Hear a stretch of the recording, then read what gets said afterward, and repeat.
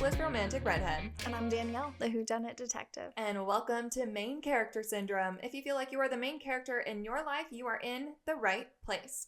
All right, guys, this is part 2 of our Throne of Glass deep dive, and we've already done chapters 1 through 18. Now we're going to start chapter 19. So, picking up where we left off, we are seeing Kaltain Rompier right now. We're kind of in her point of view. We find that Kaltain is with Duke Parrington, and she is repulsed by this man and his advances, right? And we find they haven't really done anything. She has not allowed it. She's avoided it until this point. And he also hasn't acted on his desires yet. But it is only a matter of time. She is using him for information. And then Kaltain is leading Parrington on and teasing him about being sexual, but she's also avoiding it. But I also think this might bite her in the butt later on. She finds that there's this list for Dorian that his mom gave him for this, the ladies that he should marry. And she wants Dorian at any cost. She wants to have the crown. Mm-hmm. So she decides to meddle a little bit. She mentions Lillian, and she puts her on Parrington's radar as Dorian's love interest. And Parrington is like, oh no, this is impossible. Someday he'll explain why. That's something to note. And then we find Chaol confronts Dorian about being friendly with Celaena. It's giving a little bit of jealousy that he's showing. Mm-hmm. And then we also find out some gruesome details about Bill, which is the dead champion. And he's missing his brain and his body was destroyed. Yeah. Gross. Chapter 20, Celaena, she starts to regret harsh words that she said towards Chaol when she got all pissed off last. She sits down and she begins playing the pianoforte, and she becomes kind of lost in her thoughts, and she's kind of mulling over the thought that it could be her mentor, Arobin Hommel, who betrayed her. Then we learn about her lost lover, Sam, and that he was captured in the span of 2 weeks, and then Sam had been also betrayed by someone, and she used the piano kind of to escape. She begins playing this really sad, mournful song. Dorian kind of walks in, and he just starts watching her in awe. And then Dorian, he kind of likes to rile Celaena up. Mm-hmm. But in this chapter, it's there's a place and a time, buddy. Yeah, read the room. Yeah, not reading the room. He watches her and he's kind of admiring her. But then he begins joking with her, saying that she must have a soul to be able to play like that. And then she must be more than just a criminal. And Celaena calls Dorian out kind of for being a playboy. And then Dorian then puts his foot in his mouth when he teases her. And it's oh, are you thinking about a lover? Does he live in the castle? Mm-hmm. And then he finds out the truth about Sam, and the two kind of share a moment. She's he's dead. And he's like, oh. I'm sorry. I'm sorry. Yeah, I never would have joked. Yeah, right. Oh, you actually were. I'm sorry. Yeah. That's my bad.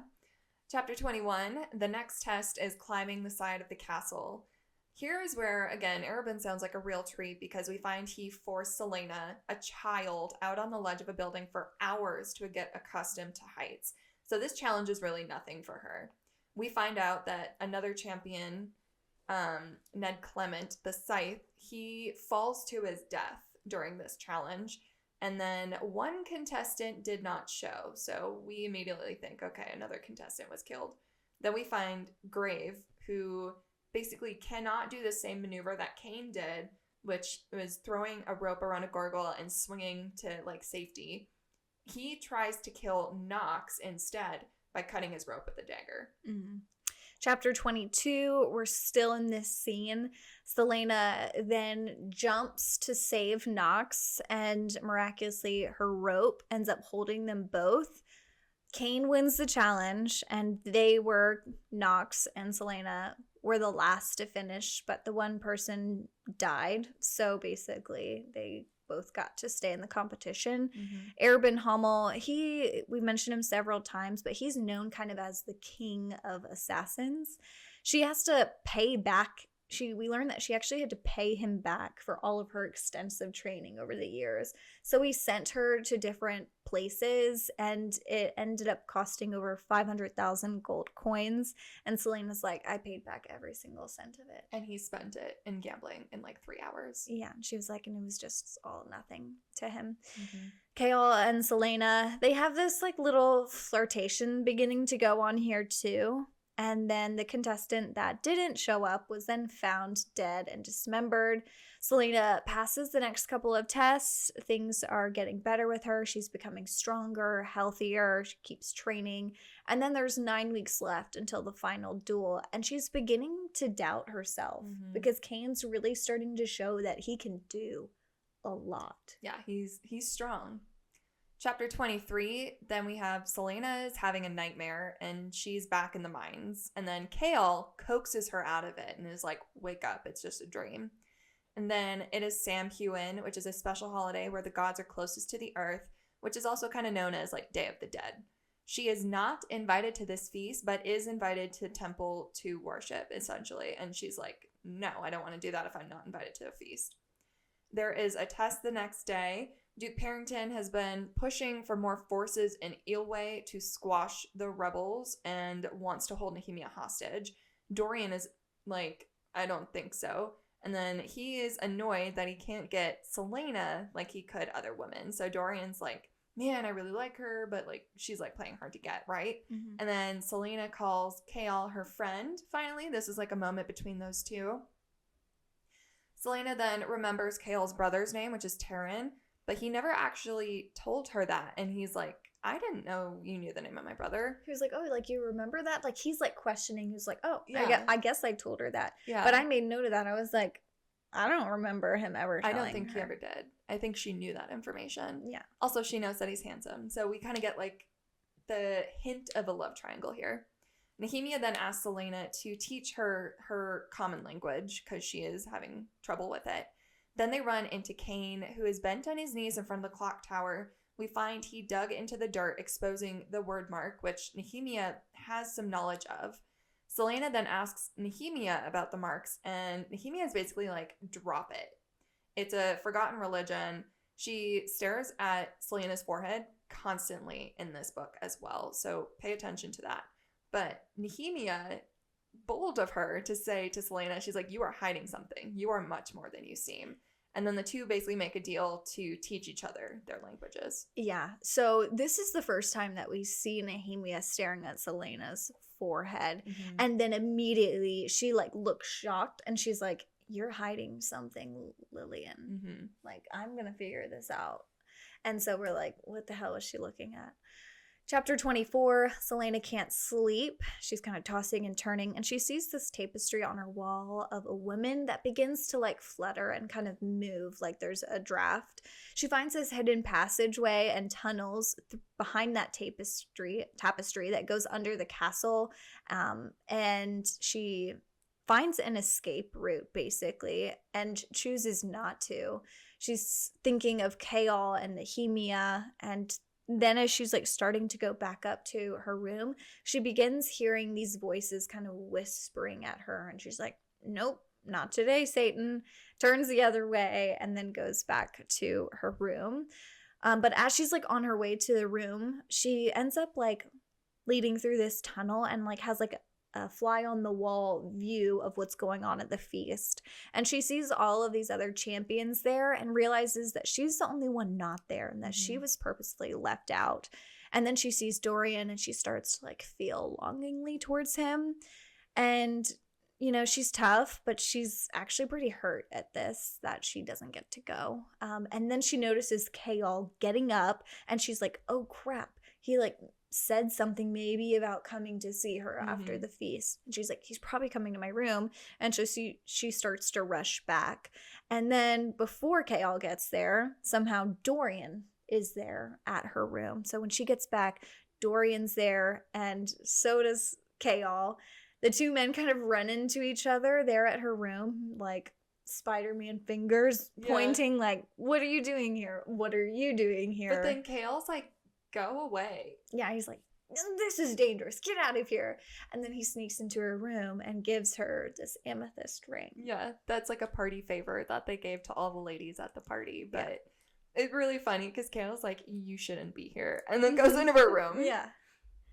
All right. Chapter 25, Selena dreams of walking back into the tunnel, and she finds this tomb of Gavin and Elena with crowns in their heads. There are word marks and stars on the floors, and then she also notices earth carvings around the ceiling, so she's like wondering why they're reversed. The stone on the sarcophagus says Ah times Rift. She finds they are both fae and over 1,000 years old. Gavin is the first king of Otterland, and then Elena is the first princess of Terrasen, which is Brannon's first daughter. If you remember, Brannon was the first king of the fae. Or he was the king of the fae. Yeah, and he is the one that has, like, the forest, yes. the Oakwald Forest. Yep.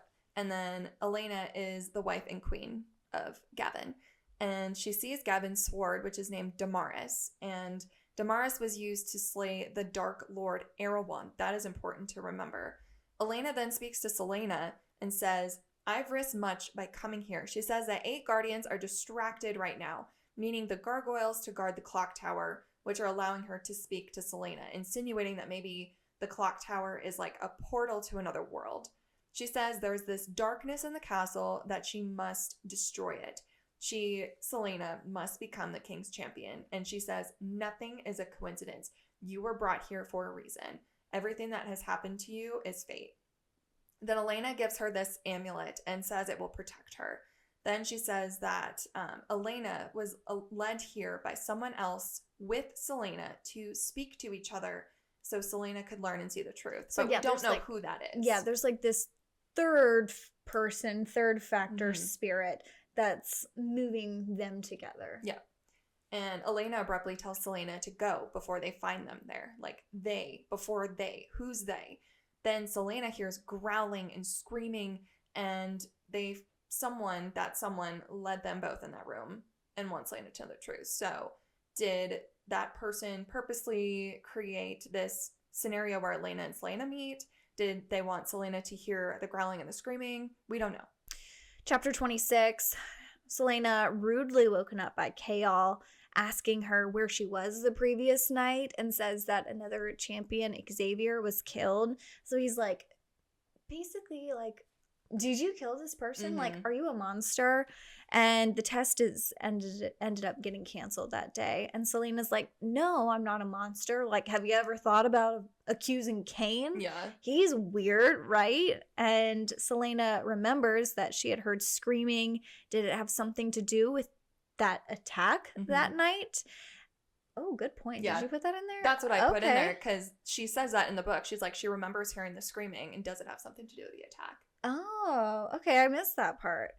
So she goes back into the tomb and remind you that night before she was dreaming all of this. She was not actually in there. But she did find the amulet in her hand when she woke up. But yeah, Elena gave her an amulet to protect her, and she wakes up with that. And so she's like, was it a dream? And she's like, no, I have this. This was real. It's like a weird like dream physical like partnership with this, but she still like finds the amulet in her hand. She's like, what the hell? So kind of like an out of body like real experience. Yeah. And so now she's awake and she's like, I'm gonna go back in there like now that I'm really awake. And so she goes back into the tomb, and then as she's looking at the tapestry, she's like, that's Queen Elena. Yep. So it's Queen Elena's on the tapestry leading to her tomb. She walks through the castle towards the library, and then she actually sees the body of the slain champion and sees that it's also, again, like eaten and mauled. And then there's word marks on the wall written in blood. Are they summoning marks? You know, there's something weird about them. So Dorian and Chaol then now later on in the scene are sparring, and he asks Dorian about his father because the king's been missing for a while after he abruptly left on this secret mission. Says that he hasn't heard from him and that he hasn't done anything like this, like hasn't left abruptly like this since he was a child. Yeah, and like told no one what he was doing. 27 later that day, Selena then looks at the gargoyles and wonders what they're guarding and why Elena was so scared. She finds 12 word marks circle the tower, and Even though they're suspicious, they don't match those at the murder scene that she saw. Nehemia then adamantly denies that she doesn't know what they say, but she also warns Selena from learning the same, meaning she probably can read them, but she's hiding it because she says nothing good will come of it. Well, if you don't know, why would you say that they're nothing good? She's sus. Yeah, very sus. And then Nehemia keeps staring at Selena's eyebrow again. So it's like Selena has something on her face. She's like, what? Do I have something on my face?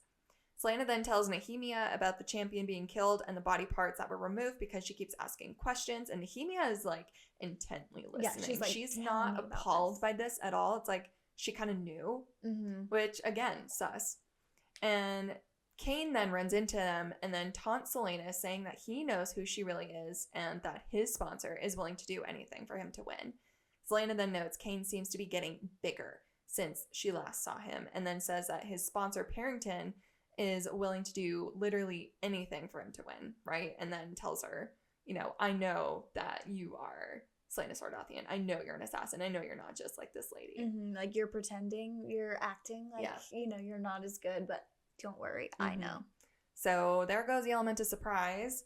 And then when discussing word marks with Kale, Selena then says some of the books claim that the word is a force that holds together and governs all of Aurelia and countless other worlds. Then throughout the book, when we hear the characters talking in frustration, right, we see Kale and Dorian both say this. They say something like, by the word. But it's not a religion. The word is thought of as like an old term for fate or destiny. Yeah, this was a really important chapter. Like we're getting like a lot of knowledge about word marks, theories, and just like overall history. Yeah, and there's this theory that the mother goddess is a spirit from another world and found what is called a word gate that brought her to their world to give them life. So Selena is like, there was already life in their world and that this ancient civilization just disappeared. So word gates are mentioned as both real and invisible things.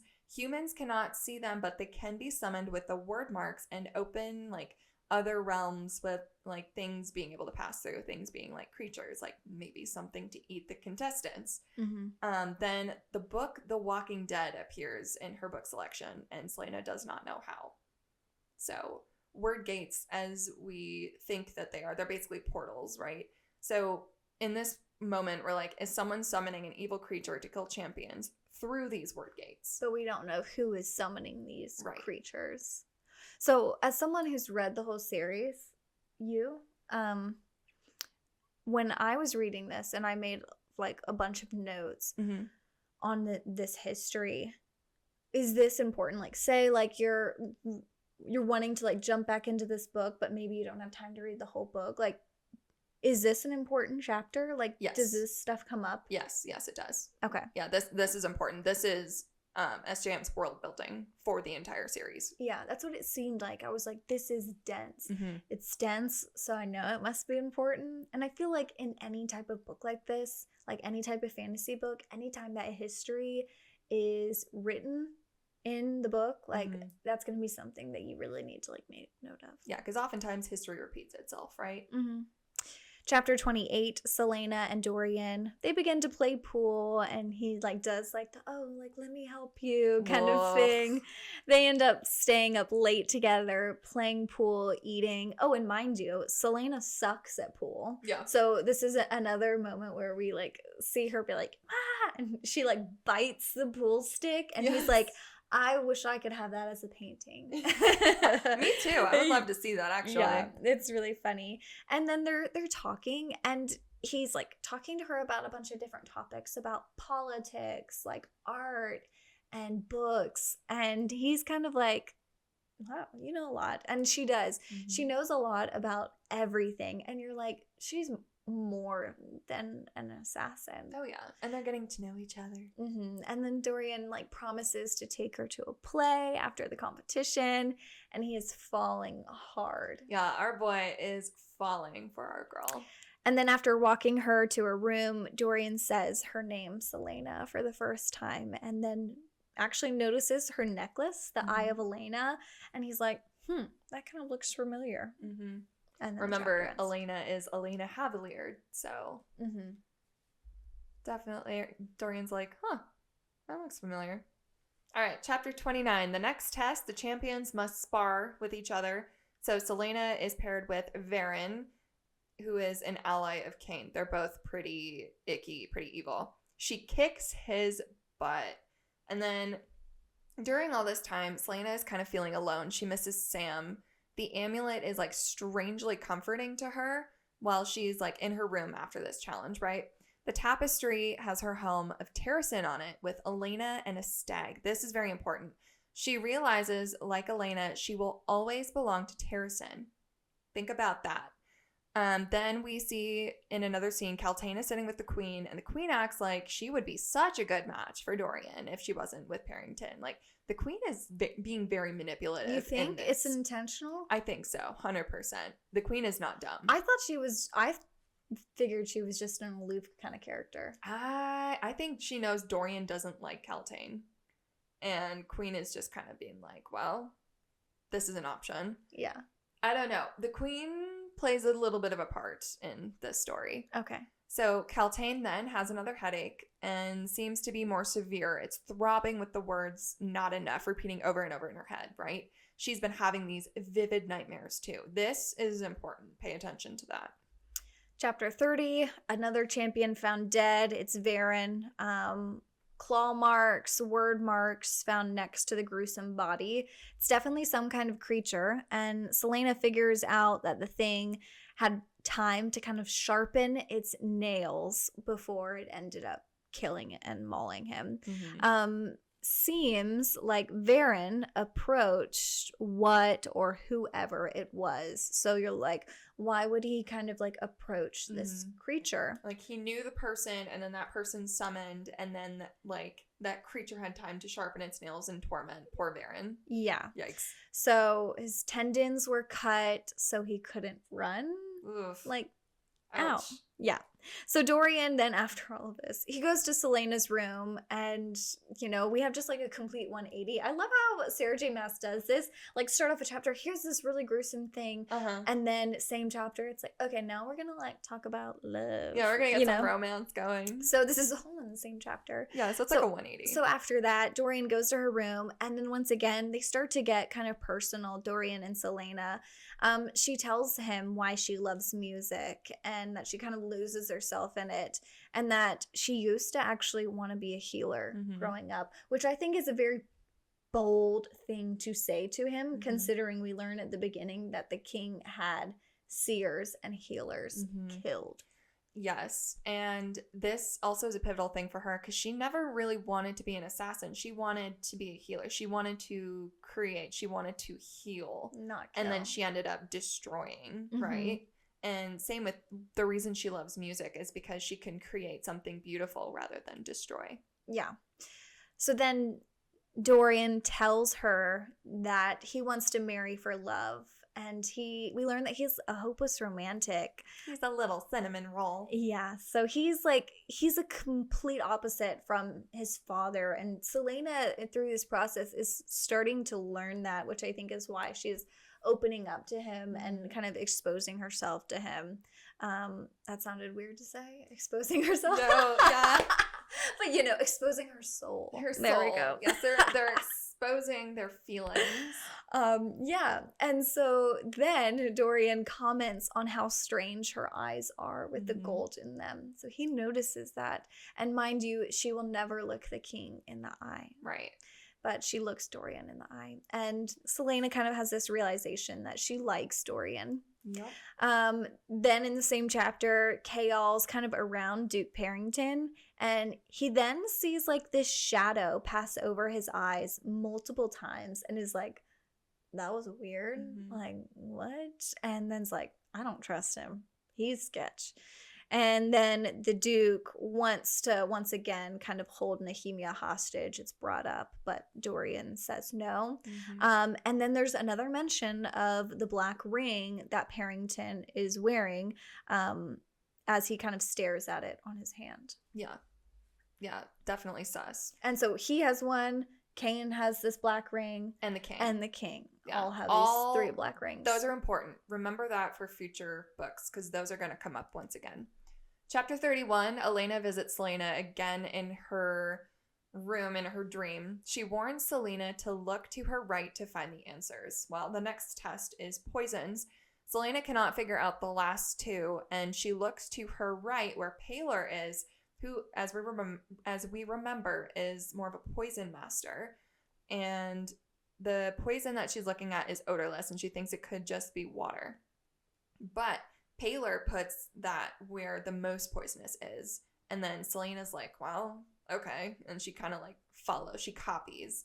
And then Selena gets it right. Paler is also, she gets it right. And Selena's kind of like, okay, Elena is trying to help because Paler was on the right. That's where she found the answer. So they both win the challenge and everyone's happy. Yeah. Chapter 32, Nehemia, Selena, they end up going to the kennels where the dogs are. While there, they see Dorian, meet up with him, and then there's this one really cute outcast dog that Selena, like, immediately feels attached to. She loves, and Dorian's like, no, it's bad, it has a bad temperament. Like, if it can't be like the others, then we have to put it down. And she's like, it doesn't like humans. It's like, I don't like humans. She's like, well, I don't either. They suck. And she's like begging him to not hurt it or put it down. And she's like, please just find it a new home. Don't kill it. And Nehemia, then while they're walking back to the house, Dorian's like, okay, yes, I won't kill it. Like, I promise. Like, you have my word. Nehemia, as she's walking back with Selena, is like, I think I judged Dorian wrong. And then she's like, do you like him, Selena? Like, it seems like you guys have a thing. She sees that chemistry. Yeah. And then Selena says that she would rather tear out her own heart than love a Havillard. Havillard. It's hard. It's a hard word. Havy. I'm going to call him Havy. I call him Princeling. Yeah.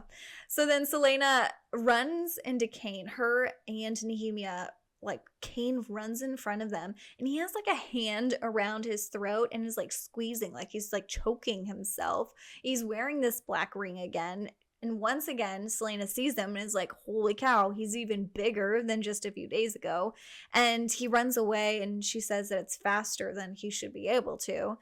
She then sends word to Nox and Paler that night, you know, kind of her allies, warning them that they need to stay in their rooms that night and not open the door for anyone.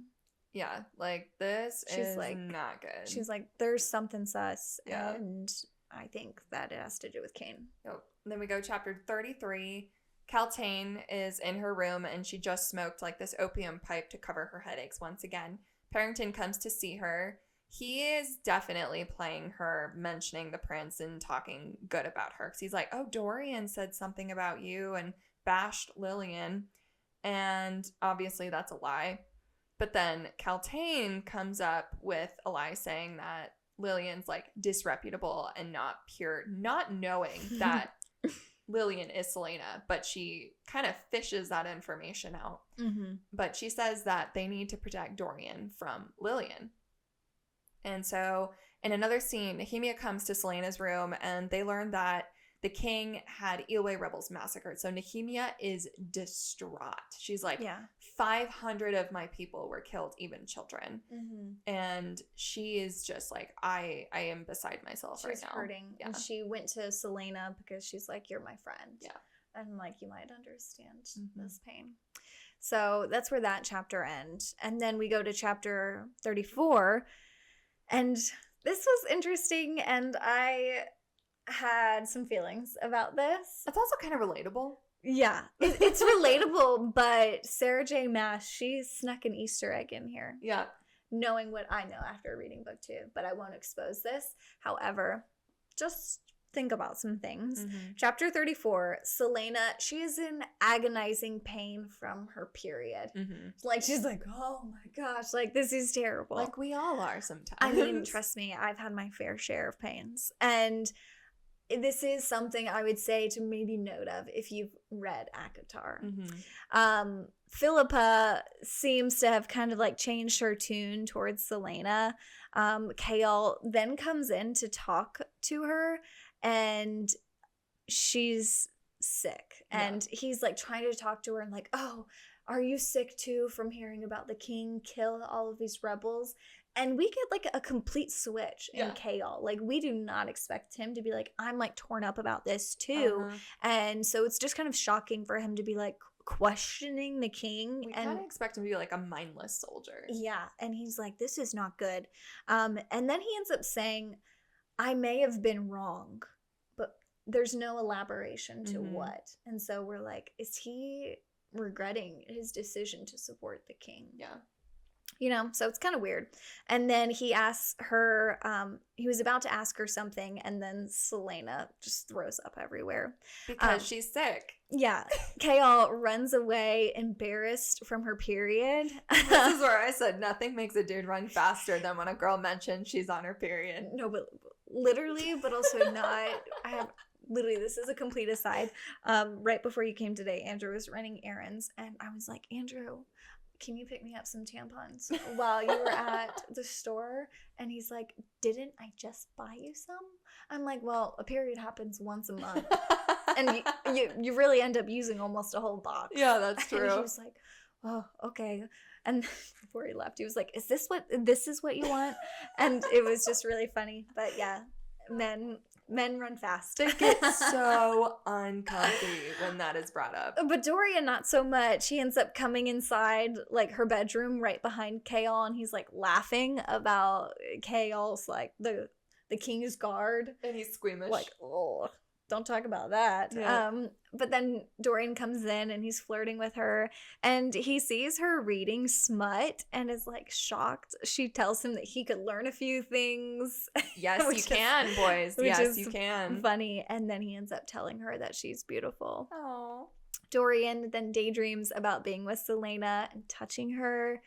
And then he also begins to feel bad for Nehemia and her people, as well as Selena and his father conquering her home of Terrasen, like her home kingdom of Terrasen.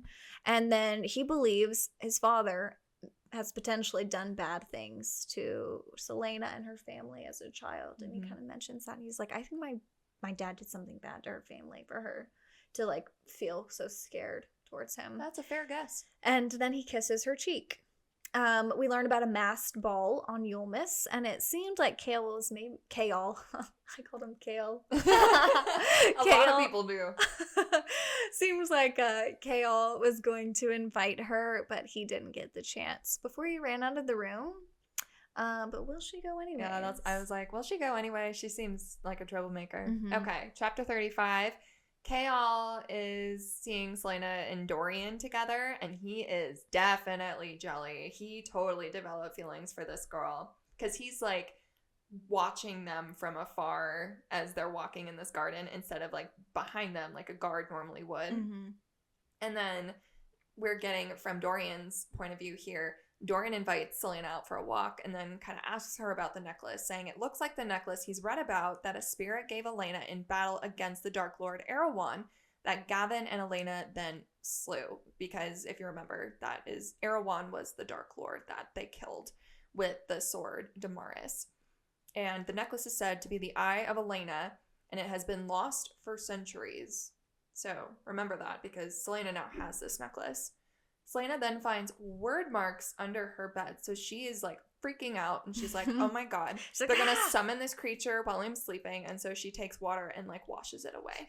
I mean, that's sketch though. Yeah. Like, you see word marks under your bed and you're like, monster under the bed. I would do the like, same thing. right, I would be like, oh hell away. no. Then she goes to the library and finds Nehemia reading an advanced book in the common language that she should not be able to read because Nehemia is like illiterate in their language. But then she finds that Nehemia speaks very clearly and that she lied about not knowing the word marks and not knowing about their language. Yeah. Nehemia being sus. 36 is Yulmus, and it celebrates the birth of the goddess's first son. Isn't that funny? Yeah. It's hello, like Christmas, hello, basically. Christmas. It is Christmas. It's also winter. Yeah, it's snowing outside. It's Christmas. If you celebrate. If not, it's Yulmus. But there's Yulmus, and Dorian ends up leaving her a gift of candies, and then comes in and is like, you ate all of those effing A candies? 3-pound bag of candy, and her teeth are red. Yeah, she's like red in the mouth. It's funny. And then he surprises her with that little outcast puppy. He's like, it's yours now. And she's like, what? What if I don't make it? Like, what if I have to go back to the slave mines? But anyways, this happens in future chapters, but it's not significant on the timing. The puppy ends up becoming named Fleetfoot. Yes.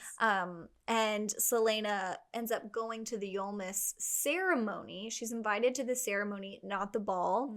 And she ends up having these weird thoughts after last night, seeing Nehemia and learning that Nehemia's been kind of lying. Yeah, she's like, been sus. Yeah, she's like, I need to go to the Yolmus ball. I wanted to before, but now because I think Nehemia could be the one summoning these creatures. And she could like attack at the ball, and so Dorian and Kael could be in danger. Yeah.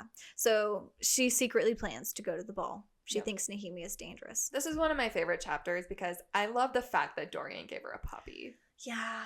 Because Fleetfoot is adorable, and he's like her little companion throughout the series, and I love it. And she's like, if you eat any of my shoes, I will make you a slipper. Yes.